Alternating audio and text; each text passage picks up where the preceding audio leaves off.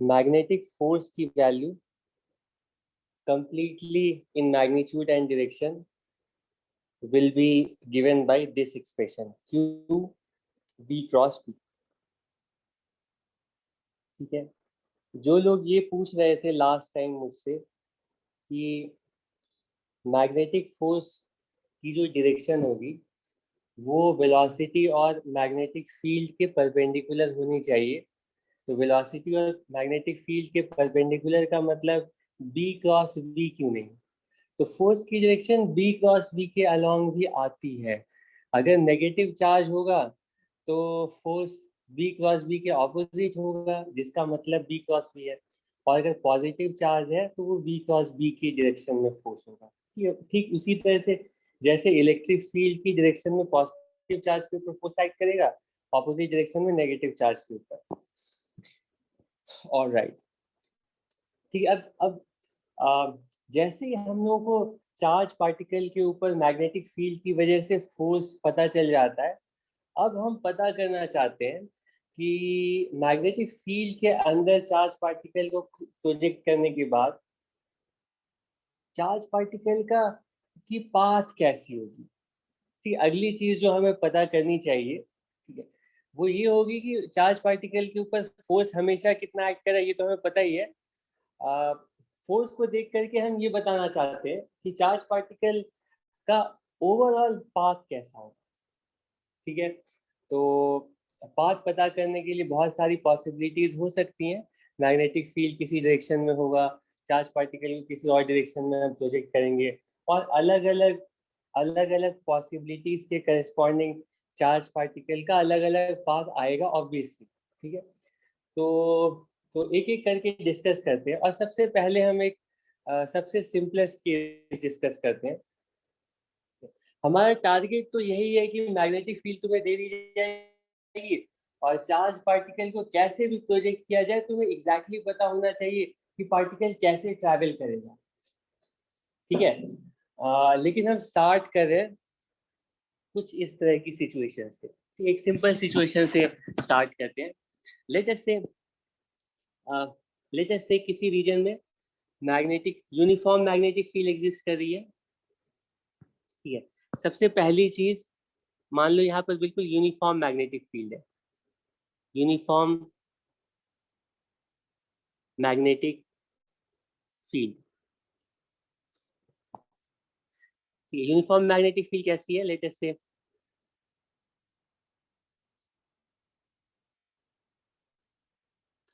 हाँ, मैं एक बार बता रहा हूँ शाहिद, एक मिनट रुक जाओ।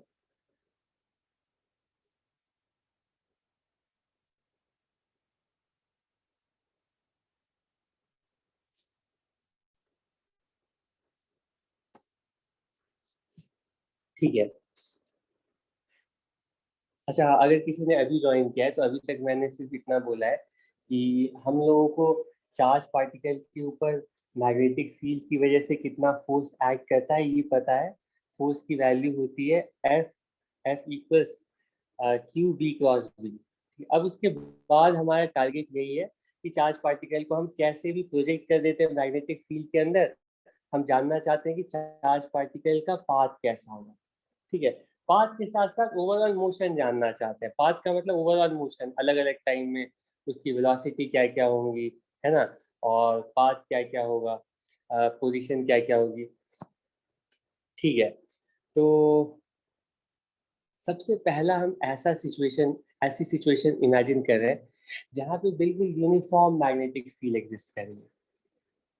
तो बिल्कुल इमेजिन करो, बोर्ड में मैंने जैसे ड्रॉ किया है, तो इमेजिन करो कि यहाँ पे जो मैग्नेटिक फील्ड है ना वो बोर्ड के बिल्कुल परपेंडिकुलर है और बिल्कुल यूनिफॉर्म मैग्नेटिक फील्ड एग्जिस्ट कर रही है।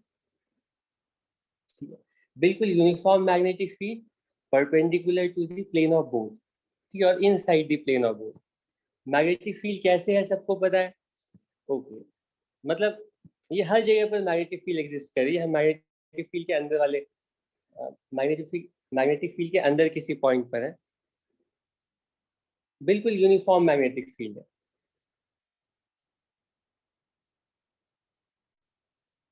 ठीक है, और मैग्नेटिक फील्ड की स्ट्रेंथ लेटेस्ट से मैग्नेटिक फील्ड की स्ट्रेंथ लेटेस्ट से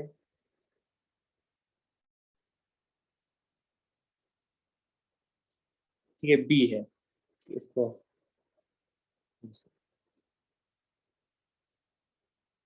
ठीक है, ओके।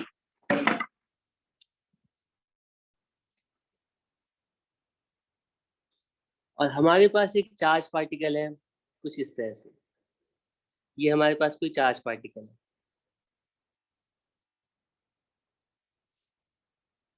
ठीक है, इस चार्ज पार्टिकल के ऊपर चार्ज कितना है, स्मॉल क्यू। चार्ज पार्टिकल को प्रोजेक्ट करना है।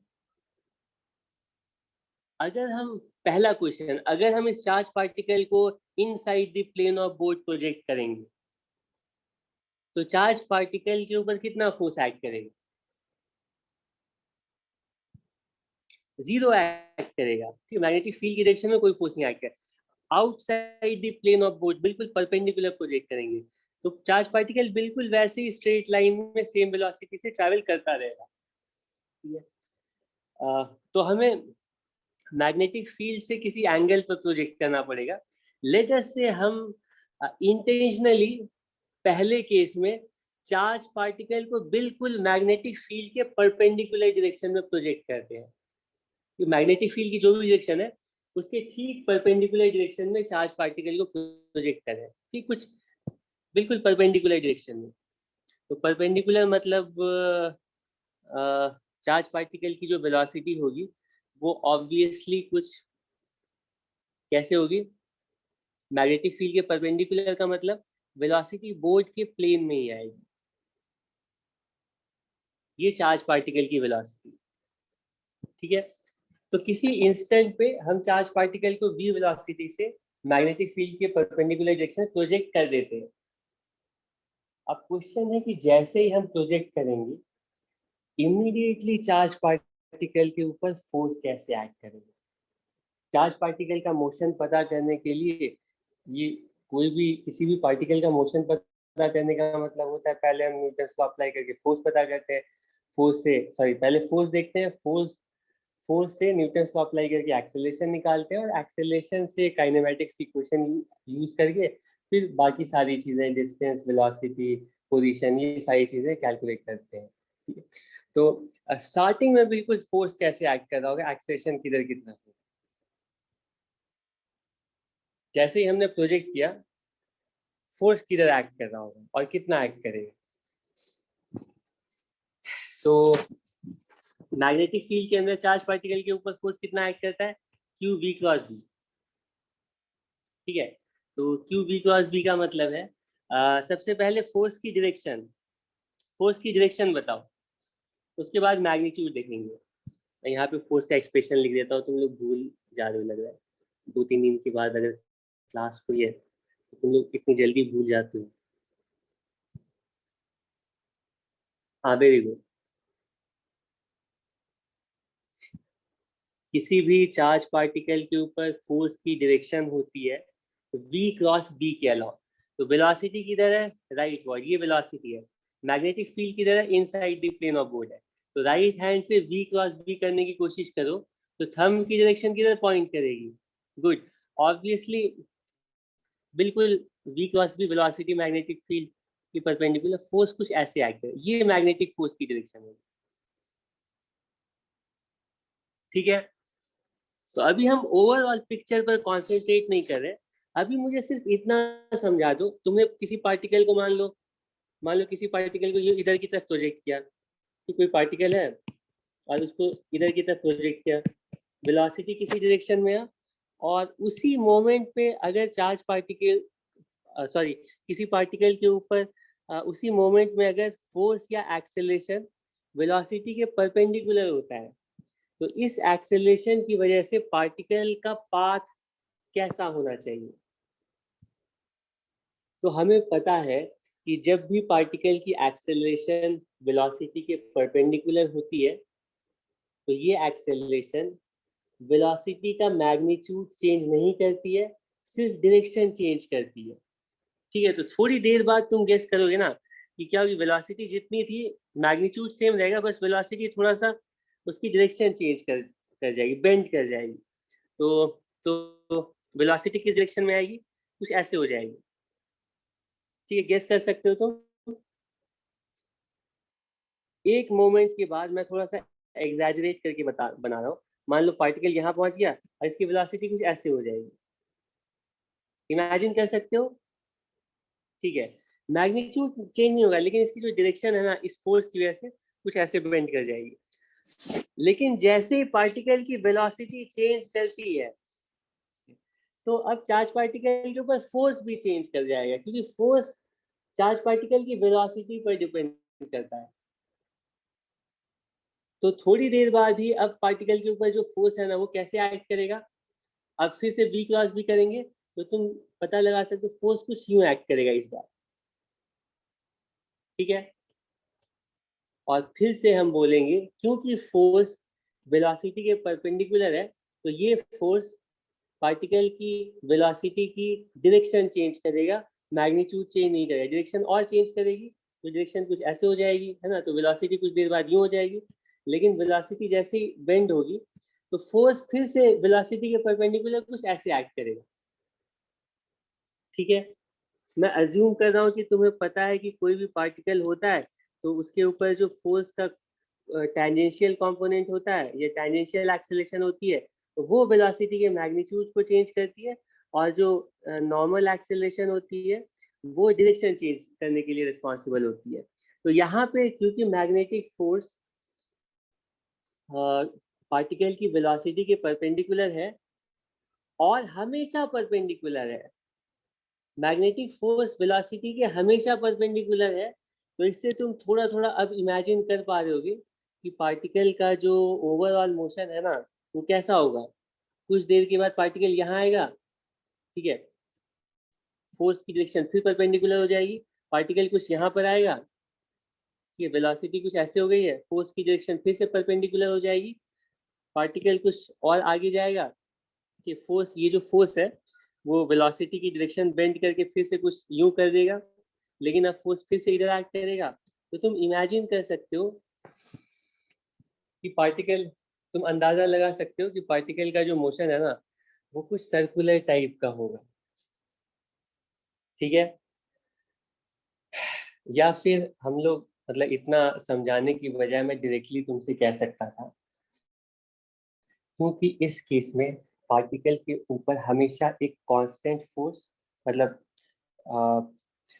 फोर्स का जो मैग्नीट्यूड है वो हमेशा सेम है, और फोर्स हमेशा सेंटर की तरफ एक्ट कर रहा है, तो ऐसी कंडीशन में किसी भी पार्टिकल का मोशन और कुछ नहीं हो सकता सिवाय यूनिफॉर्म सर्कुलर मोशन में। फोर्स का जो मैग्नीट्यूड है ना, वो तुम देख सकते हो कि फोर्स का magnitude Q V cross B का मैग्नीट्यूड, तो फोर्स का मैग्नीट्यूड तुम जब लिखोगे क्यू और वी क्रॉस बी का मैग्नीट्यूड कितना होगा, तो वी भी साइन थीटा के इक्वल होगा। वी वेलोसिटी का मैग्नीट्यूड, मैग्नेटिक फील्ड का मैग्नीट्यूड, और sine of angle between velocity and magnetic field, जो कि हमेशा 90 डिग्री है, क्योंकि हमने पार्टिकल को प्रोजेक्ट की मैग्नेटिक फील्ड के परपेंडिकुलर किया है। ठीक है, तो आवाज में अगर कुछ डिस्टरबेंस आएगी ना तो मुझे बताना, मैं थोड़ा राउटर से दूर आ गया हूँ। हाँ, तो मैं ये कह रहा था क्योंकि अगर हम चार्ज पार्टिकल को मैग्नेटिक फील्ड के परपेंडिकुलर प्रोजेक्ट करते हैं, तो चार्ज पार्टिकल के ऊपर हमेशा कांस्टेंट मैग्नीट्यूड का फोर्स एक्ट करता है, और हमेशा ये फोर्स सेंटर की तरफ एक्ट करता है। तो किसी भी पार्टिकल के ऊपर अगर हमेशा सेंटर की तरफ कांस्टेंट फोर्स एक्ट करता है, तो वो पार्टिकल हमेशा एक यूनिफॉर्म सर्कुलर मोशन एग्जीक्यूट करता है। इसका मतलब है कि ये जो पार्टिकल है ना, मैग्नेटिक फील्ड के अंदर बिल्कुल यूनिफॉर्म सर्कुलर मोशन एग्जीक्यूट करेगा, कुछ इस तरह का, बिल्कुल यूनिफॉर्म सर्कुलर मोशन एग्जीक्यूट करेगा।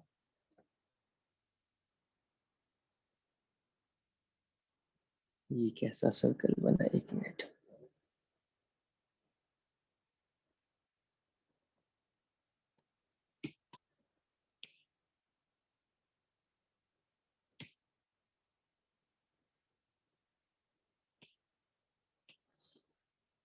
ठीक है,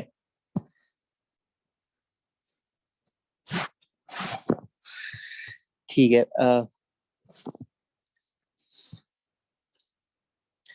ठीक है, तो पाथ तो तुम्हें पता चल गया, ठीक है, पाथ बताना उतना मुश्किल नहीं था, क्योंकि तुम यहाँ पर देख ही रहे हो कि अगर चार्ज पार्टिकल को मैग्नेटिक फील्ड के परपेंडिकुलर प्रोजेक्ट करते हैं तो सेंटर की तरफ कांस्टेंट फोर्स एक्ट करता है। चार्ज पार्टिकल इस सर्कल में ऐसे करके कंटिन्यूअसली मूव कर रहा होगा, लेकिन वो सर्कुलर मोशन तो होगा, लेकिन कैसा सर्कुलर मोशन होगा? बिल्कुल यूनिफॉर्म सर्कुलर मोशन होगा। ठीक है, तो क्वेश्चन उठता है कि अगर यूनिफॉर्म सर्कुलर मोशन होगा तो उस सर्कुलर मोशन का की रेडियस क्या होगी? ठीक है, सर्कुलर मोशन कैसा होगा बताने का मतलब हमें सर्कुलर मोशन का रेडियस बताना पड़ेगा, है ना? और क्या बताना पड़ेगा? रेडियस बताना पड़ेगा, और ज्यादा से ज्यादा तुम कितना टाइम लगेगा, टाइम पीरियड बता सकते हो, और वेलोसिटी पता चल गई तो एंगुलर वेलोसिटी निकाल सकते हो। ठीक है, तो हम जानना चाहते हैं कि इस सर्कुलर मोशन का रेडियस कितना होगा। तो रेडियस कैसे पता लगाएंगे? सर्कुलर मोशन का रेडियस कितना होगा कैसे पता लगाएंगे? न्यूटन्स लॉ अप्लाई करके पता लगाएंगे। ठीक है, very good. Newton's law apply करके पता लगाएंगे। तो न्यूटन्स लॉ अप्लाई करके देखो, अगर कोई पार्टिकल यूनिफॉर्म सर्कुलर मोशन करता है तो उसकी जो एक्सेलेरेशन होती है ना, वो वी स्क्वायर बाई आर की इक्वल होती है। तो हमें पहले न्यूटन्स लॉ से एक्सेलेरेशन निकालना होगा सर्कुलर मोशन के लिए, और एक्सेलेरेशन कहाँ से निकलेगा? फोर्स से। एक्सेलेरेशन पता चल गया तो रेडियस की वैल्यू भी पता चल जाएगी, क्योंकि किसी भी सर्कुलर मोशन में एक्सेलेरेशन हमेशा वी स्क्वायर बाई आर की इक्वल होता है। गलत कह रहा हूँ? ठीक है, तो किसी भी मोमेंट पे ना, मान लो चार्ज पार्टिकल यहाँ पे आ गया, ठीक है, इस टाइम में वेलोसिटी कुछ ऐसे होगी। हाँ, वेरी गुड, बहुत लोगों को मैं देख रहा हूँ कि तुम लोग ऑलरेडी निकाल चुके हो।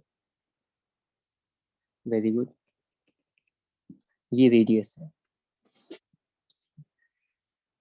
तो किसी भी मोमेंट पे हम चार्ज पार्टिकल के ऊपर न्यूटन्स लॉ अप्लाई करने जा रहे हैं। ठीक है, मान लो वो बिल्कुल ये वाला जो मोमेंट है ना, यहाँ पर न्यूटन्स लॉ अप्लाई करके क्या लिखेंगे? फोर्स लिखेंगे, और वो इक्वल लिखेंगे मास टाइम्स एक्सेलरेशन के। तो फोर्स एक्ट कर रहा है सेंटर की तरफ, वो मैग्नेटिक फोर्स है, और चार्ज पार्टिकल की जो एक्सेलरेशन है, क्योंकि यूनिफॉर्म सर्कुलर मोशन है, तो वो भी हमेशा सेंटर की तरफ है। तो न्यूटन्स लॉ अप्लाई करके लिखेंगे net force towards the centre equals mass of the charge particle and acceleration of the charge particle. Force कितना है, मैग्नेटिक फोर्स कितना एक्ट कर रहा है? ठीक है, मैग्नेटिक फोर्स कितना एक्ट कर रहा है? वो क्यू वी क्रॉस वी का मैग्नीट्यूड, तो क्यू वी भी साइन थीटा की इक्वल। थीटा यहाँ पे 90 डिग्री है, तो मैग्नेटिक फोर्स एक्ट कर रहा है क्यू वी वी के इक्वल। कोई प्रॉब्लम नहीं है। और ये इक्वल होगा मास टाइम्स एक्सेलरेशन। तो एक्सेलरेशन कितना लिखेंगे? वी स्क्वायर अपॉन आर की इक्वल। ठीक है, तो इसको तुम सिंप्लीफाई करके आर की वैल्यू कैलकुलेट कर लोगे, है ना? ये वी स्क्वायर जो है इसको ऐसे लिख देते हैं।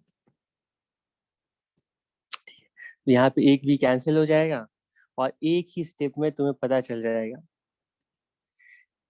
कि सर्कुलर मोशन की जो रेडियस होगी वो होगी क्यू बी,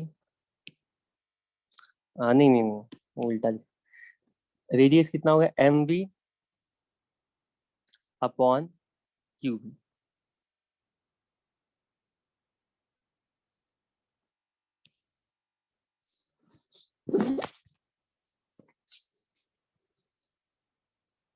ठीक है, इसका मतलब है कि अगर हम चार्ज पार्टिकल को मैग्नेटिक फील्ड में प्रोजेक्ट करते हैं, यूनिफॉर्म मैग्नेटिक फील्ड में, और ऐसे प्रोजेक्ट करते हैं कि चार्ज पार्टिकल मैग्नेटिक फील्ड के परपेंडिकुलर है, ठीक है, तो इस पार्टिकल का मोशन हमेशा यूनिफॉर्म सर्कुलर मोशन होगा।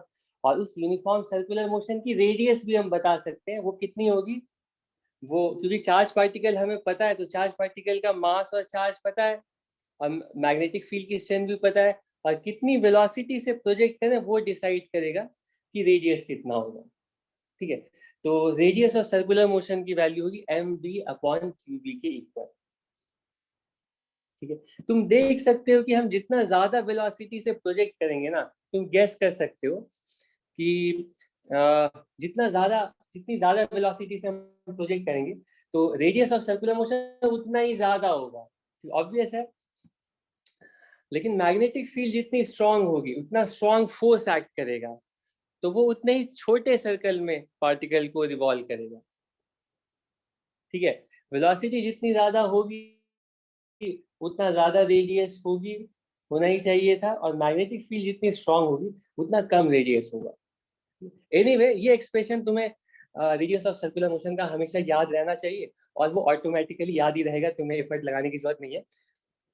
अगर तुम्हें बाई चांस कभी जैसे तुम्हें रेडियस ऑफ सर्कुलर मोशन के एक्सप्रेशन में कभी बाद में कंफ्यूजन हो या कुछ टर्म तुम मिस कर रहे हो, तो एक स्टेप में तुम Q B B magnetic force mv²/r के इक्वल लिखोगे, तो एक स्टेप में तुम्हें रेडियस का एक्सप्रेशन मिल जाएगा, तो इसको रटने की कोई जरूरत नहीं है। तो ये एक्सप्रेशन तुम्हें हमेशा याद ही रहेगा। हाँ, वेलोसिटी हमेशा परपेंडिकुलर रहेगी ना, तुम तो यहाँ पे देख नहीं रहे हो क्या? हमें स्टार्टिंग में चार्ज पार्टिकल की वेलोसिटी को मैग्नेटिक, हम किसी और सिचुएशन की बात नहीं कर रहे, हम ऐसे स्पेशल केस की बात कर रहे हैं जिसमें कि हमने पार्टिकल को मैग्नेटिक फील्ड के परपेंडिकुलर प्रोजेक्ट किया स्टार्टिंग में ही, कि वेलोसिटी का कोई भी कंपोनेंट मैग्नेटिक फील्ड के अलोंग नहीं है, चार्ज पार्टिकल को बिल्कुल मैग्नेटिक फील्ड के परपेंडिकुलर प्रोजेक्ट किया। तो ऐसे केस में पार्टिकल की जो वेलोसिटी है वो स्टार्टिंग में तो परपेंडिकुलर थी, हमेशा ही परपेंडिकुलर रहती है, और सेम वेलोसिटी का मैग्नीट्यूड कभी चेंज नहीं करता, सिर्फ डायरेक्शन चेंज करती है। ठीक है, ठीक है, रेडियस कैलकुलेट कर दिया, तो अब इसके साथ साथ तुम एंगुलर वेलोसिटी भी कैलकुलेट कर सकते हो। बताओ एंगुलर वेलोसिटी कितनी होगी? एंगुलर वेलोसिटी का मतलब है लीनियर वेलोसिटी अपॉन रेडियस। ठीक है, और ये एक्सप्रेशन कितना आ रहा है जरा बताओ। v अपॉन आर, तो r को उधर भेजेंगे तो ये वैल्यू आ जाएगी क्यू बी अपॉन एम। ठीक है, मैं फिर से तुम्हें सजेस्ट करूंगा कि एंगुलर वेलोसिटी और उसी तरह टाइम पीरियड का एक्सप्रेशन क्या होगा, 2 पाई अपॉन ओमेगा। ठीक है, और ओमेगा कैलकुलेट कर लिया है तुमने।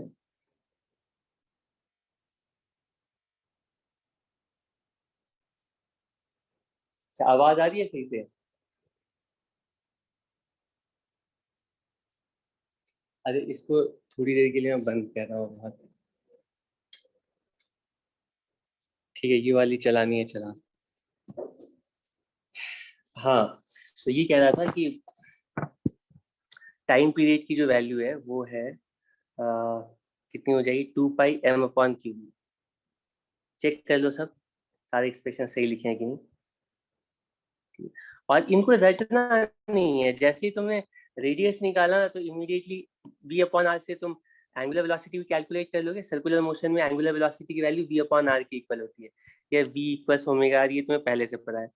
और एंगुलर वेलोसिटी पता चल गई तो टाइम पीरियड भी निकाल लोगे। ठीक है, वो ओमेगा से भी निकाल सकते हो, या टोटल टाइम कितना लगेगा वो टोटल डिस्टेंस अपॉन वेलोसिटी, तो ऐसे भी कैलकुलेट कर सकते हो, एक ही रिजल्ट आएगा।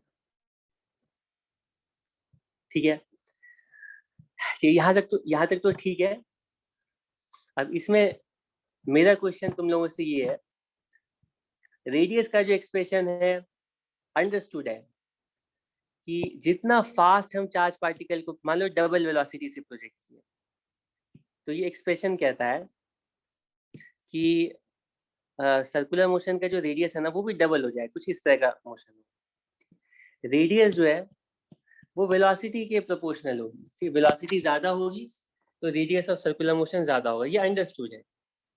ठीक है, लेकिन क्वेश्चन उठता है कि ये टाइम पीरियड का जो एक्सप्रेशन है ना, तुम देख सकते हो कि टाइम पीरियड का जो एक्सप्रेशन है वो वेलोसिटी से कंप्लीटली इंडिपेंडेंट है।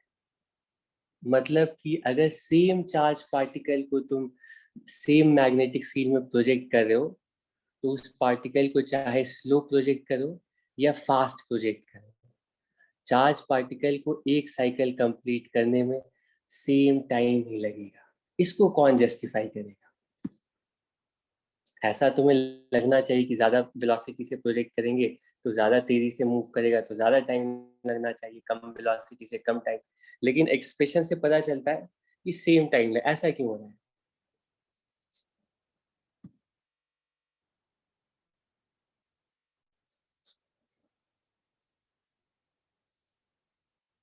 जल्दी जल्दी बताओ। Good good good. Suhana very good.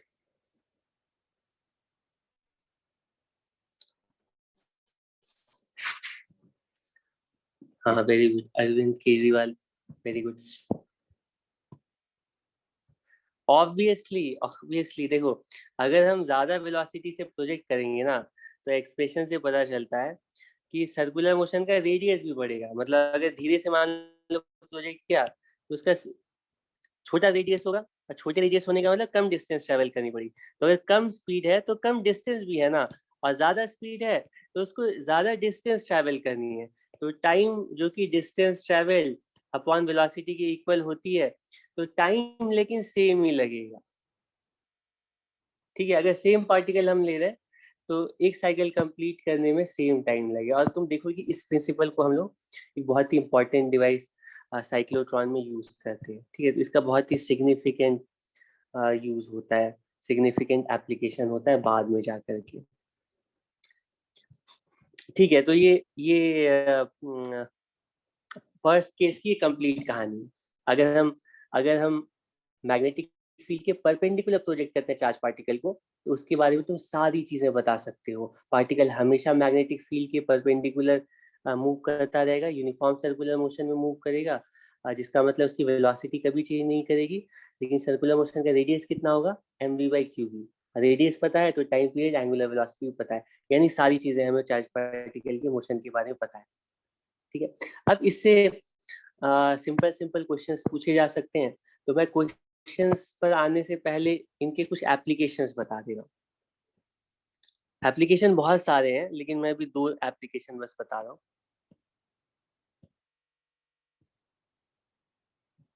ठीक है, इसके बाद कुछ क्वेश्चंस लेंगे, उसके बाद हम फिर और बाकी केसेस डिस्कस करेंगे, जिसमें कि किसी एंगल पर प्रोजेक्ट करेंगे तो कैसा मोशन होगा।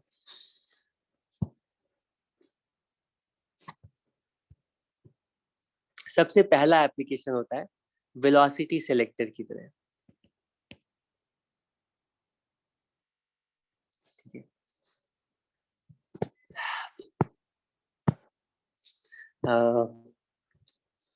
ऐसा मतलब एक्सपेरिमेंट्स में हमें ऐसी जरूरत पड़ती है कई बार कि हम ये पर्टिकुलर वेलोसिटी के चार्ज पार्टिकल को अपने एक्सपेरिमेंट में यूज करें। ठीक है, तो अगर हमारे पास बीम ऑफ चार्ज पार्टिकल है, उसमें चार्ज पार्टिकल की अलग अलग वेलोसिटी, मतलब चार्ज पार्टिकल अलग अलग अलग वेलोसिटी से ट्रैवल कर रहे हैं, तो उसमें से हम फिल्टर आउट करने के लिए किसी पर्टिकुलर रेंज की वेलोसिटी को, तो ये मैग्नेटिक फील्ड की हेल्प ले सकते हैं।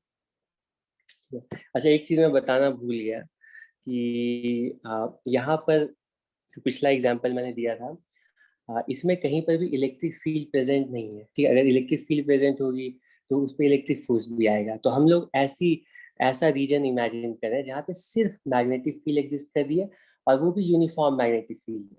ठीक है, ऐसे ही केस के लिए ये सारे कॉन्सिक्वेंसेज है, जो भी रिजल्ट्स हम निकाल रहे हैं, जो भी कंक्लूजन्स ड्रॉ कर रहे हैं, वो सिर्फ उस स्पेशल केस के लिए जिसमें कि सिर्फ मैग्नेटिक फील्ड है और यूनिफॉर्म मैग्नेटिक फील्ड है, और तब हम चार्ज पार्टिकल को मैग्नेटिक फील्ड के परपेंडिकुलर प्रोजेक्ट कर रहे हैं।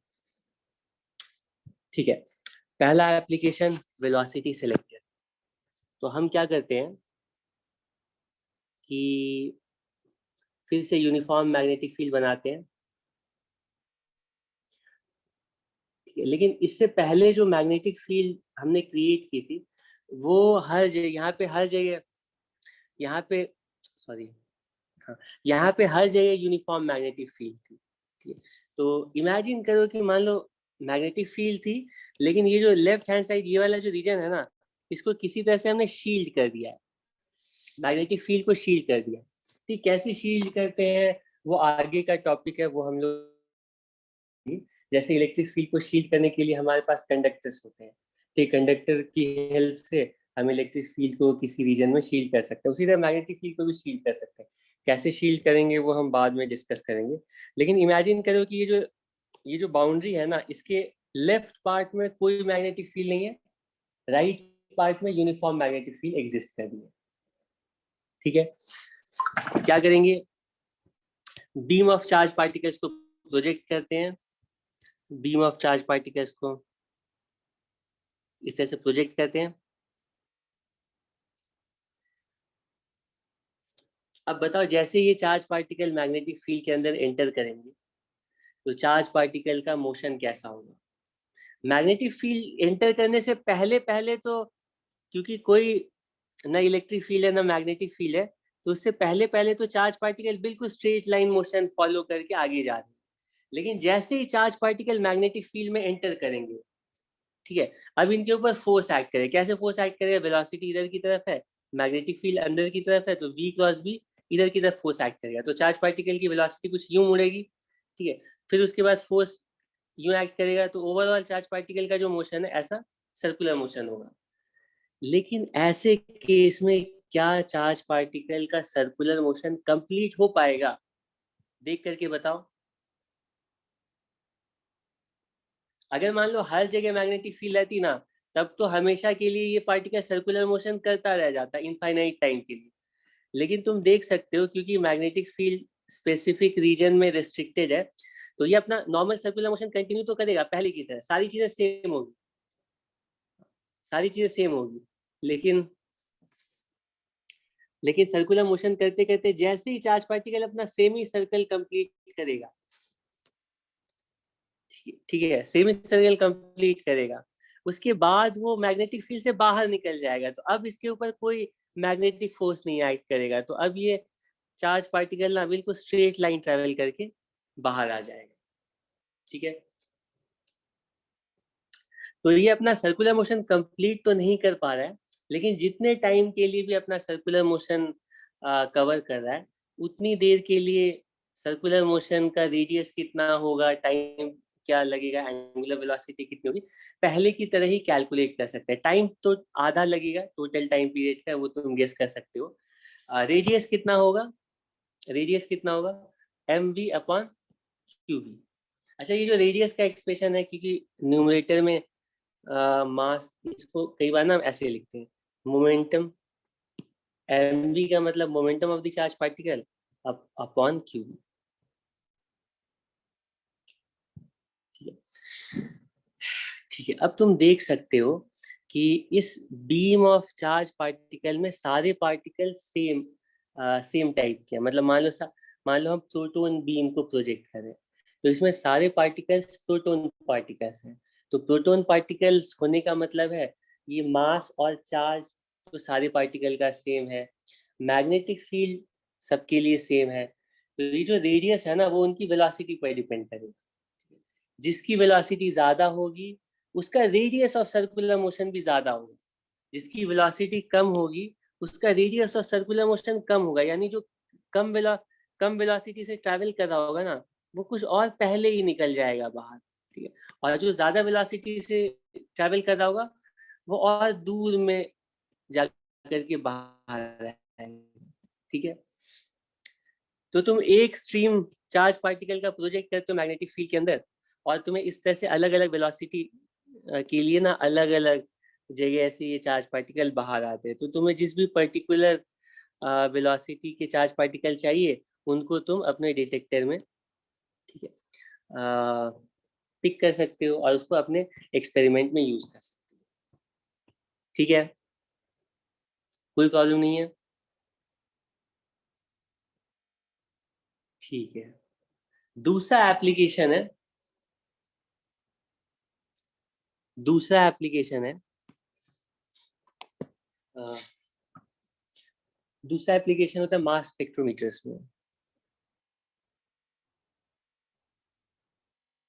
मतलब इससे पहले के केस में ना, इससे पहले वाला जो एप्लीकेशन लिया, उसमें हमें चार्ज पार्टिकल की कैरेक्टरिस्टिक पता थी, चार्ज पार्टिकल कौन सा है वो नोन है, वेलोसिटी पता करनी थी। यहाँ पे ना हम सारे चार्ज पार्टिकल को किसी तरह से सेम वेलोसिटी प्रोवाइड कर देते हैं, लेकिन चार्ज पार्टिकल कौन कौन से हैं, मतलब चार्ज पार्टिकल कैसा है हमें पता नहीं।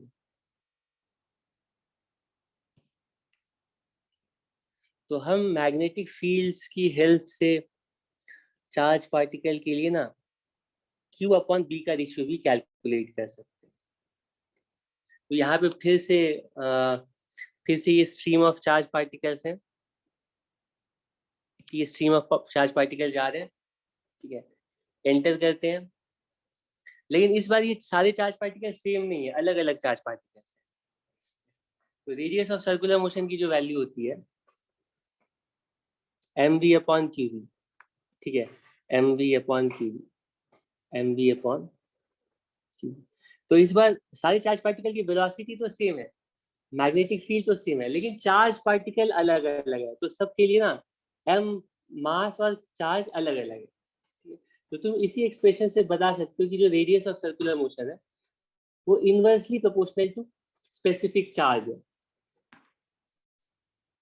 ठीक है, मतलब चार्ज अपॉन मास रेशियो जिसका कम होगा ज्यादा रेडियस होगी, और चार्ज अपॉन मास रेशियो जिसका ज्यादा होगा उसकी कम रेडियस होगी।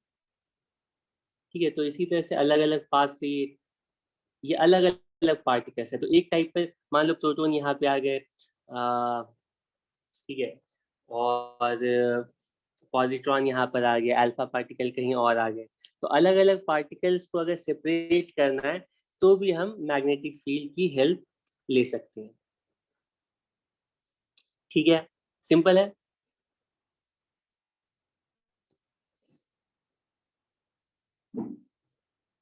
ठीक है, एक दो क्वेश्चंस देखते हैं कितना तुम लोगों ने सीखा। बहुत सिंपल सा टॉपिक है। अब इसके एक दो क्वेश्चंस डिस्कस कर लेते हैं, देखते हैं कि कितने लोगों को समझ में आया है। पहला क्वेश्चन है कि यहाँ पर मैग्नेटिक फील्ड एग्जिस्ट कर रही है।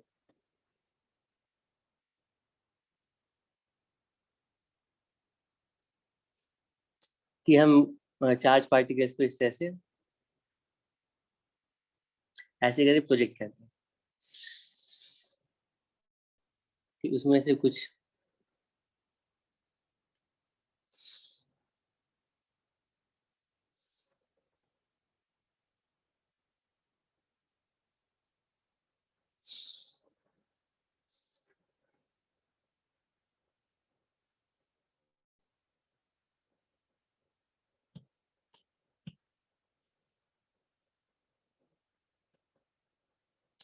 1 2 3।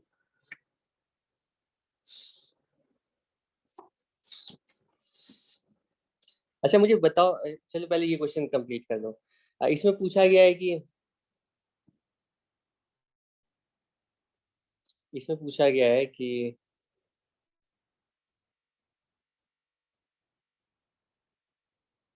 हाँ, फर्कली तुम्हारा डाउट सही है।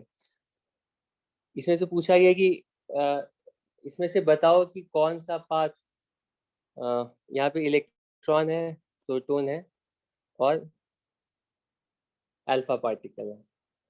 ठीक है, इसको अल्फा लिख दो। इसमें बताना है कौन सा प्रोटॉन है, कौन सा अल्फा पार्टिकल है, कौन सा इलेक्ट्रॉन है।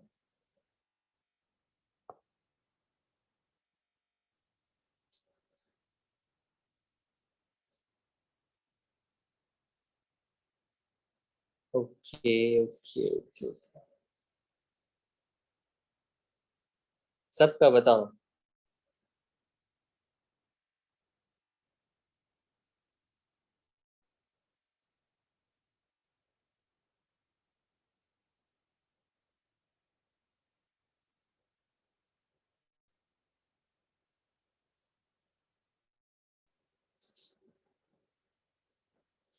बताओ।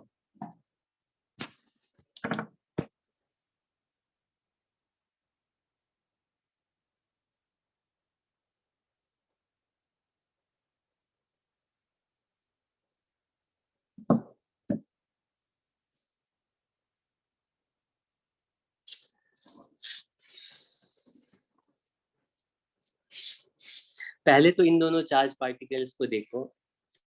जब मुझे कोई सही आंसर नहीं मिल रहा है, इलेक्ट्रॉन, हाँ हाँ ठीक है ठीक है, अल्फा, इलेक्ट्रॉन टू, ठीक है गुड।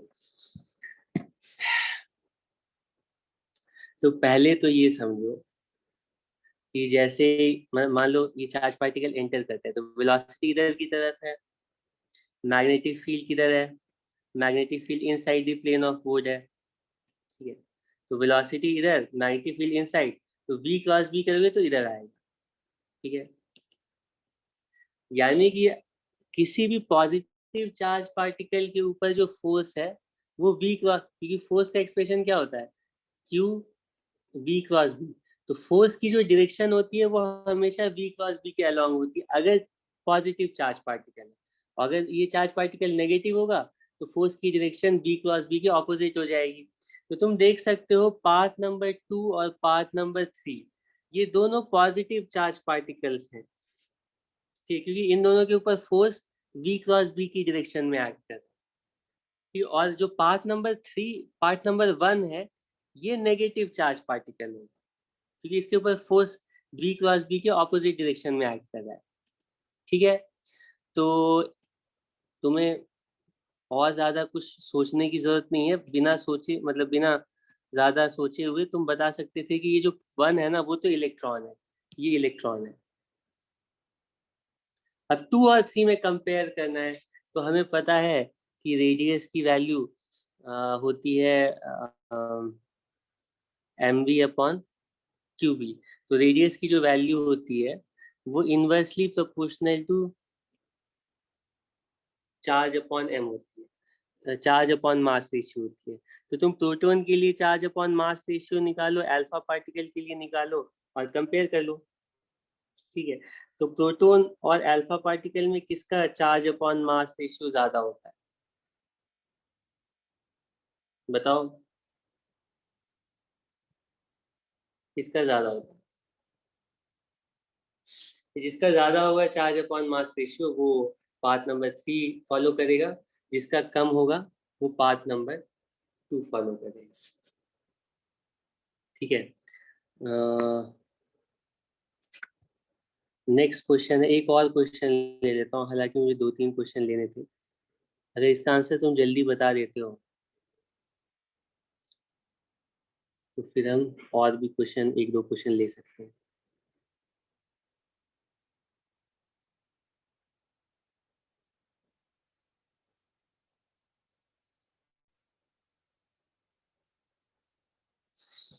ठीक, इससे पहले जो मैंने चार्ज पार्टिकल सेंड किए थे ना वो बिल्कुल परपेंडिकुलर, मतलब ये जो बाउंड्री है उसके परपेंडिकुलर प्रोजेक्ट किए थे,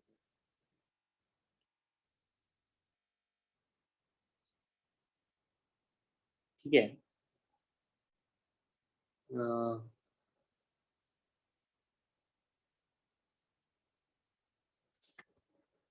तो इस बार मैं क्या कर रहा हूँ, हमारे पास एक चार्ज पार्टिकल है, ठीक है, क्यू। और इस चार्ज पार्टिकल को बिल्कुल लेटेस्ट से चार्ज पार्टिकल को बिल्कुल किसी एंगल पर हम प्रोजेक्ट कर रहे हैं, इसको यहाँ पर चार्ज पार्टिकल ऐसे एंगल पर जाता है।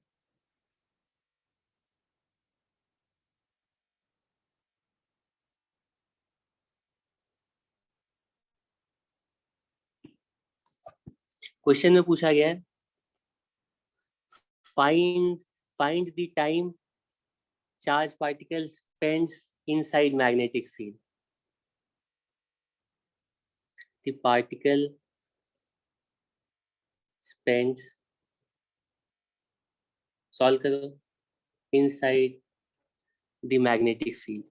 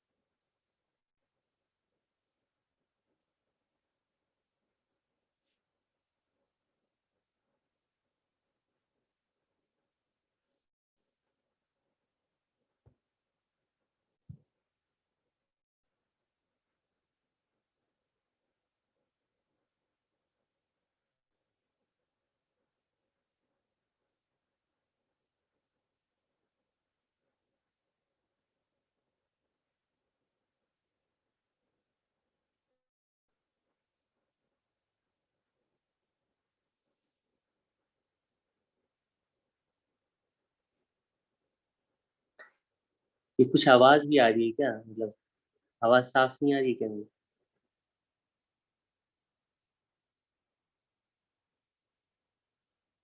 इसका आंसर है किसी का?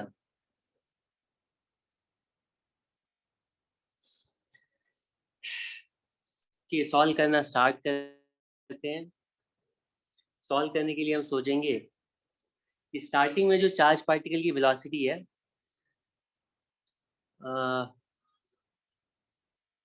स्टार्टिंग में जो चार्ज पार्टिकल की वेलोसिटी है वो कुछ इस तरह से है, 30 डिग्री पर। ये एंगल 30 डिग्री है।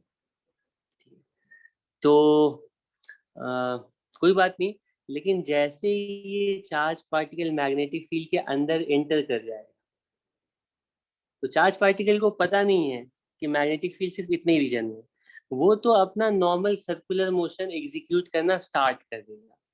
ठीक है, तो चार्ज पार्टिकल का जो मोशन होगा ना, ये मैग्नेटिक फोर्स कुछ इधर एक्ट करेगा, चार्ज पार्टिकल की वेलोसिटी कुछ इधर है, तो तुम गेस कर सकते हो कि इस चार्ज पार्टिकल का जो पाथ है वो कुछ इस तरह का सर्कुलर मोशन है। ठीक है, तो सर्कुलर मोशन होने का मतलब है उस सर्कुलर मोशन का सेंटर कुछ यहाँ पर मान लो आएगा, तो सर्कुलर मोशन कुछ ऐसे, ऐसे, कुछ इस तरह से सर्कुलर मोशन होगा। ठीक है, और मेरा कहना है कि आ, ये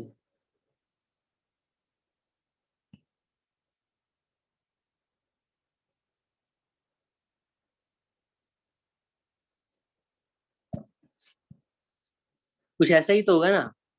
अब जैसे ही बाहर निकल जाएगा चार्ज पार्टिकल जैसे ही मैग्नेटिक फील्ड से बाहर निकलेगा, तो बिल्कुल ऐसे स्ट्रेट लाइन फॉलो करके बाहर चला जाएगा। ये ऑब्वियस है कि इस बार चार्ज पार्टिकल अपना कंप्लीट सर्कुलर मोशन कवर नहीं कर पाएगा, सर्कुलर मोशन का कुछ पार्ट ही मैग्नेटिक फील्ड के अंदर रहेगा। तो हमें पता लगाना है कि कितने टाइम के लिए चार्ज पार्टिकल मैग्नेटिक फील्ड के अंदर रहेगा। कैसे पता लगाएंगे? तो हम सोचेंगे सर्कुलर मोशन का जितना पार्ट मैग्नेटिक फील्ड के अंदर लाई कर रहा है, उतना ही टाइम भी चार्ज पार्टिकल को मैग्नेटिक फील्ड के अंदर लगेगा। मेरे कहने का मतलब है कि मान लो कंप्लीट सर्कल का हाफ सर्कल मैग्नेटिक फील्ड के अंदर होता है, तो आधा टाइम लगता है। अगर 1/4 कंप्लीट सर्कल का 1/4 पार्ट मैग्नेटिक फील्ड के अंदर होगा, तो 1/4 टाइम लगेगा। तो इस केस में हमें पता लगाना है कि कितना सर्कुलर मोशन का कितना पार्ट अंदर है। तो तुम इसको आसानी से ऐसे सोच सकते हो कि एक काम करते हैं, ये वाली लाइन और ये वाली लाइन परपेंडिकुलर है, ये लाइन और ये लाइन, तो ये जो एंगल है ना, ये 30 डिग्री होगा। ठीक है, तो ये एंगल भी 30 डिग्री होगा। इसका मतलब है सर्कुलर मोशन का 60 डिग्री पार्ट जो है ना, चार्ज पार्टिकल मैग्नेटिक फील्ड के अंदर कवर कर रहा है, और अगर हर जगह मैग्नेटिक फील्ड होती तो बाकी 300 डिग्री वो इधर कवर करता।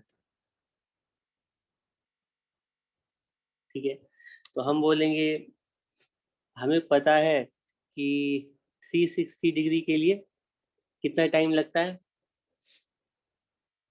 टी टाइम लगता है, ये जो कि हम कैलकुलेट कर चुके हैं। टोटल टाइम पीरियड कितना होता है सर्कुलर मोशन के लिए, वो 2 पाई एम अपॉन क्यू, ये टोटल टाइम है। तो अगर 360 डिग्री का पूरा सर्कल कवर हो जाता तो टी टाइम लगता। तो 60 डिग्री का मतलब है ना 1/6 T/6 टाइम। ठीक है, और T/6 का मतलब है कितना, पाई एम अपॉन 3 क्यू,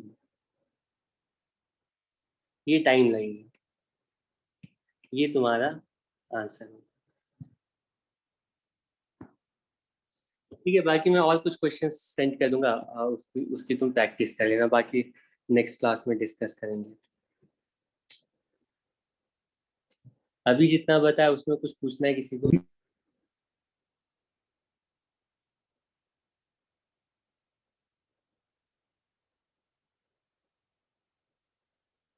ठीक है, क्लास में।